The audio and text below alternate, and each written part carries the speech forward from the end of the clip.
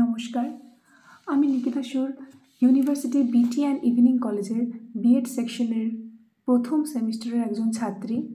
আমার ক্রমিক সংখ্যা 28, আর আজকে আমার আলোচ্য বিষয় হলো স্কিমা থিওরি। বিষয়টি নিয়ে আলোচনা করার পূর্বে আমি প্রথমেই ধন্যবাদ জানাই আমাদের অধ্যাপক ডক্টর অনিরুদ্ধ বর্মন মহাশয়কে, যিনি আমাকে এত সুন্দর একটি সুযোগ করে দিয়েছেন। তাহলে চলো শুরু করা যাক। তো প্রথমেই আমরা জেনে নেব what is schema. A cluster of interrelated concepts that tell us about how things function in the world. Schemas are cognitive structures that represent a person's knowledge about objects, people, or situations. Schemas are derived from prior experiences and knowledge. They simplify reality, setting up expectations about what is probable in relation to particular social and textual context. তো schema হলো আন্তঃসম্পর্কিত ধারণাগুলির একটি জ্ঞানীয় কাঠামো, যা আমাদেরকে জানায় যে কিভাবে জিনিসগুলি বিশ্বে কাজ করে। অর্থাৎ স্কিমা এই বস্তু, মানুষ বা পরিস্থিতি সম্পর্কে একজন ব্যক্তির জ্ঞানের প্রতিনিধিত্ব করে থাকে। নেক্সট আমরা জেনে নেব concept of schema theory. This theory can be defined as the when readers see a word and how they use their previous or prior knowledge to comprehend and learn from text. তো schema theory বিশেষত এটাই বোঝায় যে যখন একজন পাঠক একটি শব্দ দেখেন, তখন তারা সেই বিষয় বা শব্দটি বোঝার জন্য পূর্বের অভিজ্ঞতা বা জ্ঞান, যেটাকে আমরা প্রিয়র নলেজ বলি, সেটা ব্যবহার করে থাকেন, যাতে করে তারা সেই শব্দ বা বিষয়টিকে ভালোভাবে বিশ্লেষণ করতে পারেন এবং সেই বিষয়টিকে পড়ে ভালোভাবে বোধগম্য করতে পারেন। The word schema was first time used by researcher Bartlett in psychology in the year 1932. He explained it as an active organization of past reactions or experiences. Schema শব্দটি 1932 সালে মনোবিজ্ঞানে গবেষক ব্রাটলেট প্রথমবার ব্যবহার করেছিলেন। তিনি এটিকে অতীতের প্রতিক্রিয়া বা অভিজ্ঞতার একটি সক্রিয় সংগঠন হিসেবেও ব্যাখ্যা করেছেন। Some psychologists suggest that the term schema was first introduced in 1926 by Jean Piaget. তো কিছু কিছু মনোবিজ্ঞানীর মতে এই স্কিমা শব্দটি 1926 সালে জ্যান পিয়াজেট প্রথম ব্যবহার করেছিলেন। R.C. Anderson made an extensive research on schema and schema theory in the year 1977 এবং R.C.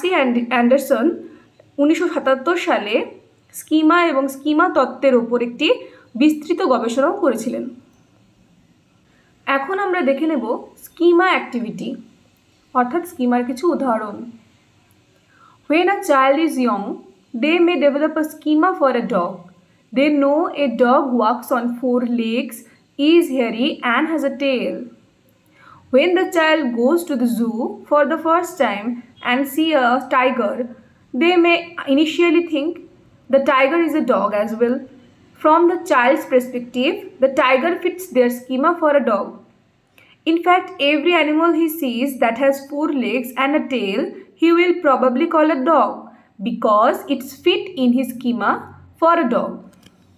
তো যখন একটি শিশু ছোট থাকে, তখন তারা একটি কুকুরকে দেখে এবং তাদের মনে একটি স্কিমা গঠন করে ফেলে কুকুরের, যে কুকুরের 4টি পা, এটা লোমশও হয় এবং এর একটি লেজ আছে।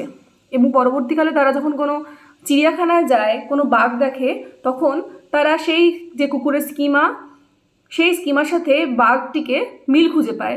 তার ফলে সে বাঘটিকেও কুকুরই বলে মনে করে। খালি বাঘ না, যেসব প্রাণীর 4টি পা এবং একটি লেজ থাকে, তারা সেই প্রাণীটিকে কুকুর বলে মনে করে। This is called assimilation, incorporating new experiences into exciting schemas. This is the process of adding new information to previous beliefs. আর এই প্রক্রিয়াটাকে বলা হয় অ্যাসিমিলেশন বা আত্মীকরণ। এটি পূর্ববর্তী বিশ্বাসে নতুন তথ্য যোগ করার প্রক্রিয়া, বিদ্যমান স্কিমাগুলিতে নতুন অভিজ্ঞতা অর্জনের একটি প্রক্রিয়া। নেক্সট আমরা দেখে নেব schema activity 2. The child parents may explain that this is the tiger, a wild animal. It is not a dog because it does not bark. It does not live in people's houses and it hunts for its food. After learning the differences between a tiger and a dog, the child will modify his exciting dog schema and create a new tiger schema. তো পরে শিশুটির বাবা মা যখন তাকে ব্যাখ্যা করে যে এটি একটি বাঘ, এটি কুকুর নয়, এবং সেই বাঘ আর কুকুরের মধ্যে পার্থক্যগুলি বাচ্চাটিকে বলে, তখন সে বুঝতে পারে যে বাঘ আর কুকুরের মধ্যে পার্থক্য, আর এই পার্থক্য শেখার পরেই সে তার পুরনো কুকুরের স্কিমাটি পরিবর্তন করে এবং নতুন বাঘের স্কিমাটি কিন্তু সে তৈরি করে ফেলে। This is called accommodation. Change his previous schema and develop a new schema for gaining new information or having new experiences. আর এই প্রক্রিয়াকে বলা হয় অ্যাকোমোডেশন। তারা আগের স্কিমাকে পরিবর্তন করে এবং নতুন তথ্য বা নতুন অভিজ্ঞতা অর্জনের জন্য একটি নতুন স্কিমাও তৈরি করে ফেলে। এরপর আমরা দেখে নেব ক্যারেক্টারিস্টিক্স অফ স্কিমা থিওরি। তো এই স্কিমা থিওরির বেশ কিছু বৈশিষ্ট্য বর্তমান, যেমন dynamic, situation, action, events, experiments, generalize knowledge, objective, personal. তো স্কিমাস আর ডাইনামিক, কারণ এটি একটি গতিশীল প্রক্রিয়া এবং এই স্কিমাগুলি আমাদের নতুন তথ্য বা অভিজ্ঞতা অর্জন করতে সাহায্য করে। According to schema theory, the text in it do not process any meaning. It is the efficient schematic process and comprehension that makes the reader to understand and relate the text with previous knowledge. তো এই schema theory অনুসারে একটি text কোনো অর্থ প্রদান করে না যদি সে বিষয়ে পাঠকের কোনো পূর্ববর্তী জ্ঞান না থাকে। মানে কি করে পড়তে হবে, পড়ে তা বুঝতে হবে, সেটি যদি না জানা থাকে তাহলে সেই টেক্সটের কোনো অর্থই বোঝা যাবে না। এটি একটি দক্ষ পরিকল্পিত প্রক্রিয়া যার মাধ্যমে কোনো পাঠক যে কোনো পাঠকে বুঝতে পারে এবং সে পূর্বের জ্ঞানের সাথে সেটিকে রিলেট করতে পারে। Rumelhart divided schemas into 3 types, 3 ভাগে ভাগ করেছে। Linguistic schema, it is the previous language knowledge of readers that includes vocabulary, syntax, structure, grammar knowledge, etc. This important schema, and without this we cannot comprehend and reading text. তো ভাষাগত schema কি? এটি হলো previous language knowledge, আর এই schema হলো সব থেকে simple আর basic schema. তো এখানে আমাদের কি হয়, এখানে ভোকাবুলারি, গ্রামার নলেজ, স্ট্রাকচার এসব জেনে থাকতে হয় এবং প্রপার অ্যালফাবেট জানতে হয়, তখনই আমরা সেইগুলো জুড়ে কোনো শব্দ বানাতে পারবো। তো এটি খুবই গুরুত্বপূর্ণ স্কিমা এবং এই স্কিমা না থাকলে আমাদের কোনো বিষয়ে বোঝা বা পড়তে খুবই অসুবিধা হবে। Next, content or material schema. It have 2 aspects. First is the social environment or context related to reading materials. তো এই বিষয়বস্তু বা উপাদান স্কিমার 2টি দিক রয়েছে। তো প্রথমতই হচ্ছে সামাজিক পরিবেশ জানতে হবে, তার প্রেক্ষাপট জানতে হবে, অর্থাৎ কি বিষয় নিয়ে আলোচনা হচ্ছে। সাপোজ এখন আমরা স্কিমা থিওরি নিয়ে আলোচনা করছি, তো আমরা জানি যে কোন প্রেক্ষাপটের বা কি বিষয় নিয়ে আমরা আলোচনা করছি, অর্থাৎ এটি যে ল্যাঙ্গুয়েজ অ্যাক্রস দ্য ক্যারিকুলামের একটি টপিক সেটা আমরা জানি এবং জানি যে এটা বেসিক্যালি রিলেটেড হবে স্পিকিংয়ের সাথে, রিডিং নয়তো লিসনিং বা রাইটিংয়ের সাথে সম্পর্কিত হবে। And the second is the background knowledge. Content schema talk about the cultural background knowledge of the language. আর দ্বিতীয়ত যদি কোনো বিষয় জানা থাকে, তার ওভারঅল মেটেরিয়াল জানা থাকে, তাহলে আমরা তাদের ব্যাকগ্রাউন্ড নলেজ জানা থাকে, তাহলে কি করতে পারবো, আমরা জিনিসটিকে বুঝতে পারবো ভালো করে এবং আমাদের সুবিধা হবে। তো কন্টেন্ট স্কিমা বিশেষত কালচারাল ব্যাকগ্রাউন্ড নলেজ নিয়ে কথা বলে। যদি কোনো বিষয় আমাদের আগের থেকে জানা থাকে তাহলে সেই বিষয় সম্পর্কে আমরা সহজেই বুঝতে পারি। And next, formal schema. In simple words, It is the knowledge of rhetorical taste or the overall art used in writing the content such as poem, rhyme, stories, etc. Because they have deep meaning and we should have knowledge to understand them. This schema is also known as textual schema. Formal schema includes the knowledge of different genre, text types, grammar, organization, structures, vocabulary, etc. তো সহজভাবে বলতে গেলে এই formal schema রেক্টোরিয়াল text এর জ্ঞান অর্থাৎ পাঠে যে অলংকার ব্যবহার করা হয় সেটা কিভাবে ব্যবহার করা হয়, কারণ প্রত্যেকটি টেক্সটের আলাদা প্যাটার্ন থাকে, নিজস্ব স্টাইল হয় লেখার। তাই যদি আমাদের এই রেক্টোরিয়াল টেক্সটের নলেজ থাকে তাহলে আমরা যে কোনো টেক্সট স্টাইলকে ভালোভাবে বুঝতে পারবো এবং সেটা কোনো কবিতাও হতে পারে, কোনো গল্প হতে পারে।